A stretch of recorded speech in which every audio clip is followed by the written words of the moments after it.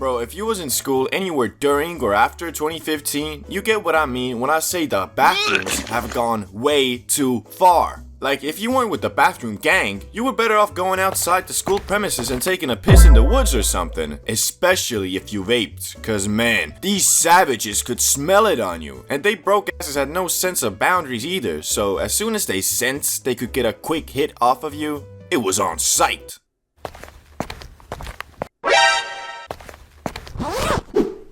Hey, I saw you got a vape. Can I get a quick rip off that thing by any chance, eh?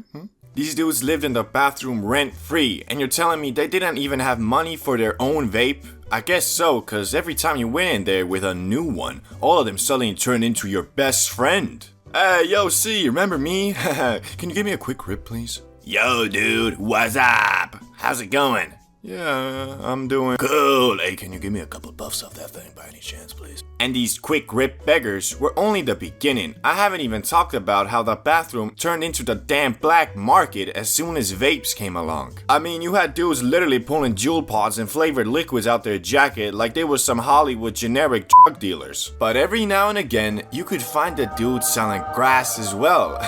Every time that shit happened, it had mofos straight flabbergasted. Everybody started spreading the word around like they found the Excalibur. God damn. Hey bro, did you hear Andre's selling the Zaza? Yeah, it's crazy. And he's only asking $50 a gram as well. You heard me right, $50 a G. And crazy part was, that shit always sold out quick. I mean, back then our young schoolboy minds thought the ZA was some real Area 51 FBI classified shit. So even though most dudes could never afford it by themselves, everybody would band their lunch money together and buy the holy gram. For $50 Which, although a total scam, it made you appreciate the ZA so much, cause literally it was like a once in a year event to even get the chance to buy it.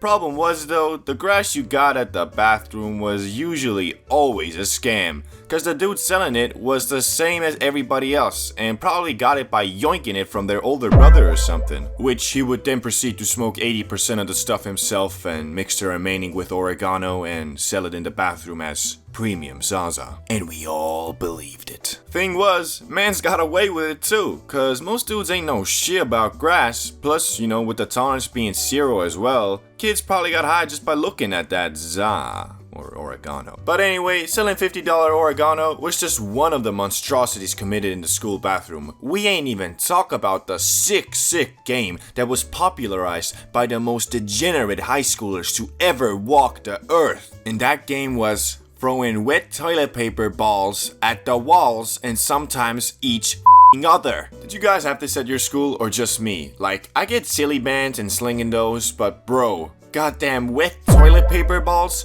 Do you even understand how gross that is? Like, imagine getting hit with that right in your face. Not only would it hurt, you'd have this slush in your eyes, nose, and mouth. And now you gotta wipe it off and hope the dude who threw it didn't wipe his ass with it before. Like, it's awful. But I wasn't having none of that, so every time that shit was going on, I just straight up said, I ain't even gonna beat around the bush, guys. Anyone who throws a TP ball at me, accident or not, we throwing hands until one of us dies. Thankfully, that always seemed to work, and I can gladly say I've never been hit with a wet TP ball. But talking about throwing hands, why the fuck did some dudes decide that bathroom was the best place to duke it out? It's clearly not, cause I mean, all it takes is one boink on a sink, and if you don't clutch the gulag, you ain't coming back, bro. Although that never seemed to stop anybody from fighting. I wouldn't say it was a common occurrence, but every month or so there would be a dispute, usually about a broken vape, a girl, or something like that. And then dudes would proceed to throw hands like little sissy babies. Not to be rude or anything, but usually the dudes who hanged around in the bathroom and vaped all day were not killers, so the fight would usually just be random haymakers that would eventually dissolve into both just wrestling on the ground until one of them got tired or someone broke it up. But that's the problem with fights in the bathroom as well, because everyone is well aware of the possibility of boinking your head on the urinal and dying.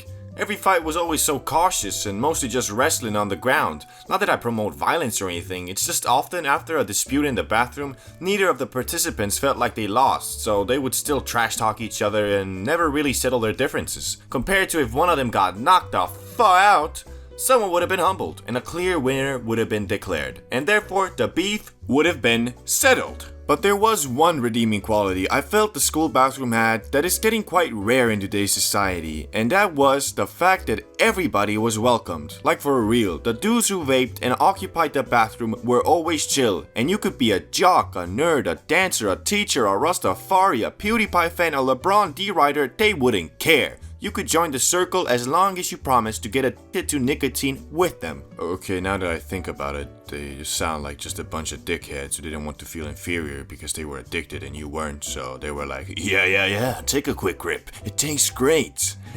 Soon you'll be begging for them just like the rest of us. But hey, that's just a theory, a school bathroom theory. But if you want to see the different types of people you'd find in the school bathroom, check out the video on the screen now. See you there. Also wanted to let you know that we streaming now. I'm gonna be doing it every Thursday and Sunday at about 12 p.m. US California time, or for all my European homies out there, about 7 to 8 p.m. depending on if you're in the UK or Germany or, you know. Last stream was crazy though. The Ultra Homie Realbound gifted the entire chat memberships, so you definitely don't want to miss the next banger. Anyway, peace out, hope to see you then. Bye.